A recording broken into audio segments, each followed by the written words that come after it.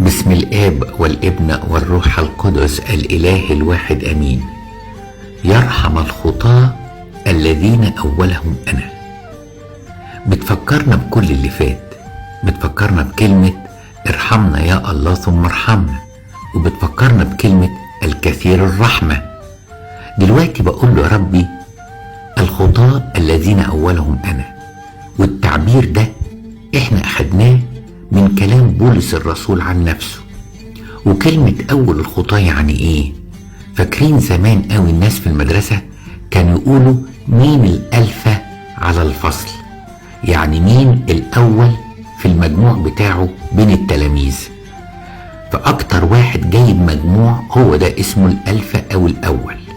فلما بقول قدام ربنا الخطاة الذين أولهم أنا، يعني أنا مش خاطي عادي، ده أنا خاطي متميز في الخطية.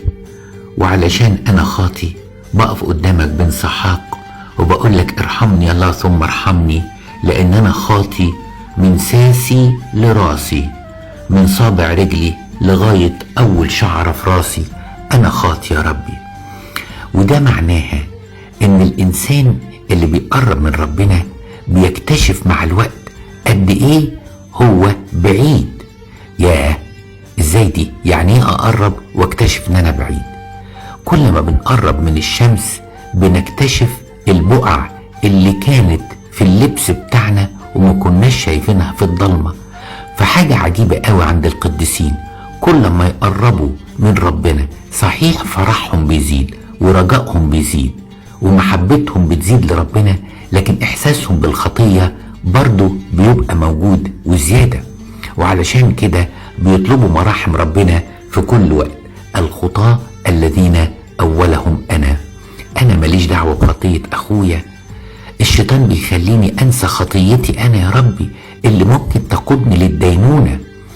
ده القديسين يا ربي كانوا بيبكوا أمامك على الهفوات والسهوات، وأنا قلبي قاسي، لا عارف أغفر ولا عارف أنسى لأخويا ولا عارف أدي ولا عارف اعمل حاجة خالص.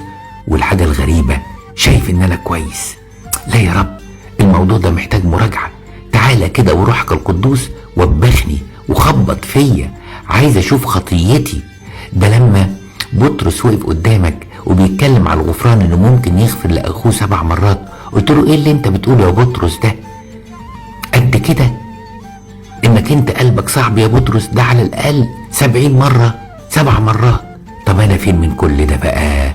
ده انا لو واحد غلط فيا 3 مرات تبقى قطيعة العمر، ويا ريت حتى بقطعه وانا مسامحه، مش قادر اغفر له.